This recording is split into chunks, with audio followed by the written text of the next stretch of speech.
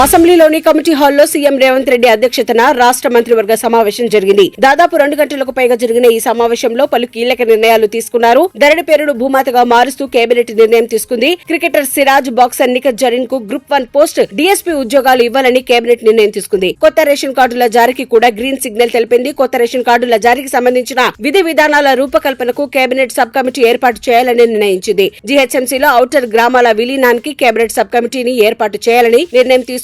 ఈ కమిటీలో సభ్యులుగా మంత్రులు Ponnam Prabhakar, Sridhar Babu, Seethakka వ్యవహరించనున్నారు.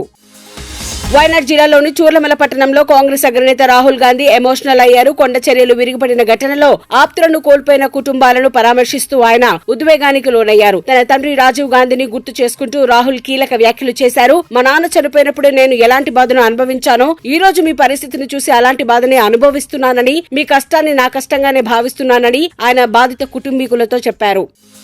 Telangana young India skill university ఏర్పాటుకు ముఖ్యమంత్రి రేవంత్ రెడ్డి శంకుస్థాపన చేశారు. 57 ఎకరాల్లో స్కిల్ యూనివర్సిటీని ప్రభుత్వ, ప్రైవేటు భాగస్వామ్యంతో నిర్మిస్తున్నారు. స్కిల్ యూనివర్సిటీతో పాటు మరో 4 సెంటర్లకు సీఎం ఈ సందర్భంగా శంకుస్థాపన చేశారు. Advance technology centre, primary health centre, modern school, community సెంటర్లకు సీఎం శంకుస్థాపన చేశారు. కాగా రాష్ట్రంలో స్కిల్ యూనివర్సిటీ ఏర్పాటు కోసం బిల్లును ఇవాళ శాసనసభ ఆమోదం తెలిపింది. ఎస్సీ వర్గీకరణపై సుప్రీంకోర్టు ఇచ్చిన తీర్పును స్వాగతిస్తున్నామని ఏపీ సీఎం చంద్రబాబు తెలిపారు. కర్నూలు జిల్లా సుడిపెంటలో నిర్వహించిన మన నీరు మన సంపద కార్యక్రమంలో ఆయన మాట్లాడుతూ సుప్రీం తీర్పుపై స్పందించారు. సామాజిక న్యాయం, దామాషా ప్రకారం ప్రతి వర్గానికి న్యాయం చేయడం టీడీపీ సిద్ధాంతమని తెలిపారు. గతంలో వర్గీకరణకు సంబంధించి ఏబీసీడీలుగా కేటగిరీ తీసుకొచ్చామన్నారు. అందరికీ న్యాయం జరగాలి. ఈ ఎన్నికల్లో టికెట్లు కేటాయింపు కూడా అలాగే చేశామని తెలిపారు. రాష్ట్రంలోని నిరుద్యోగులకు ఇచ్చిన మాట ప్రకారం ప్రతి ఏడాది నిర్దిష్టమైన కాల వ్యవధిలో ఉద్యోగ నియామకాలు చేపట్టేందుకు జాబ్ క్యాలెండర్ ను కేబినెట్ ఆమోదించిందని మంత్రి పొంగులేటి శ్రీనివాసరెడ్డి తెలిపారు. రేపు అసెంబ్లీ వేదికగా జాబ్ క్యాలెండర్ ప్రకటించబోతున్నట్లు మంత్రి తెలిపారు. అసెంబ్లీ కమిటీ హాల్లో మంత్రివర్గ సమావేశం ముగిసిన అనంతరం మంత్రి పొంగులేటి మీడియాతో మాట్లాడారు. పారిస్ ఒలింపిక్స్ లో ఇండియా 3వ బ్రాంజ్ మెడల్ గెలిచింది. షూటర్ స్వప్నిల్ కుషాలే పురుషుల 50 మీటర్ల రైఫిల్ 3 పొజిషన్స్ ఈవెంట్ లో 3వ స్థానంలో నిలిచి మెడల్ గెలిచాడు. చైనా, ఉక్రెయిన్ షూటర్లకు గోల్డ్, సిల్వర్ మెడల్స్ దక్కాయి. ఈ ఒలింపిక్స్ లో ఇండియా గెలిచిన 3 మెడల్స్ కూడా షూటింగ్ లోనే రావడం విశేషం. నిబంధనలకు విరుద్ధంగా పార్కింగ్ ఫీజులు వసూలు చేస్తున్న వారిపై కఠిన చర్యలు తీసుకుంటామని జీహెచ్ఎంసీ కమిషనర్ ఆమ్రపల్లి హెచ్చరించారు. నగరంలోని పలు మాల్స్, మల్టీప్లెక్స్, సినిమా థియేటర్లలో నిబంధనలకు విరుద్ధంగా ప్రజల నుంచి పార్కింగ్ ఫీజు వసూలు చేస్తున్నట్లు తమ దృష్టికి వచ్చిందని ఆమె తెలిపారు. సింగిల్ స్క్రీన్ థియేటర్ కింద రిజిస్టర్ చేసుకుని మల్టిపుల్ స్క్రీన్ నడిపిస్తున్నట్లు బయటపడిందని చెప్పారు. తనిఖీలలో నిబంధనలు పాటించని మాల్స్ కు, మల్టీప్లెక్స్ లకు జీహెచ్ఎంసీ కమిషనర్ ఆదేశాల మేరకు నోటీసులు జారీ అయ్యాయి.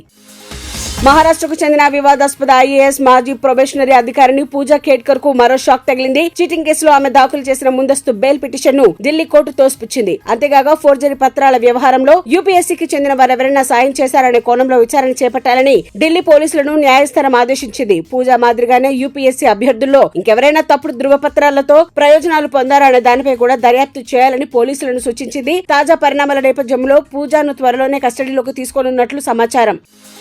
పశ్చిమాసియాలో తీవ్ర ఉద్రిక్త పరిస్థితులు నెలకొన్న నేపథ్యంలో కేంద్ర ప్రభుత్వం అప్రమత్తమైంది. తక్షణమే లెబనాన్ ను ఖాళీ చేయాలని భారతీయ పౌరులకు కేంద్రం సూచించింది. లెబనాన్, ఇజ్రాయెల్ మధ్య ప్రస్తుత పరిస్థితులు నివురుగప్పిన నిప్పులా ఉంది. హమాస్ చీఫ్ ఇస్మాయిల్ హనియా హత్యకు ప్రతీకారంగా ఇజ్రాయెల్ పై దాడి చేయాలని ఇరాన్ ప్లాన్ చేస్తున్నట్టు తెలుస్తోంది.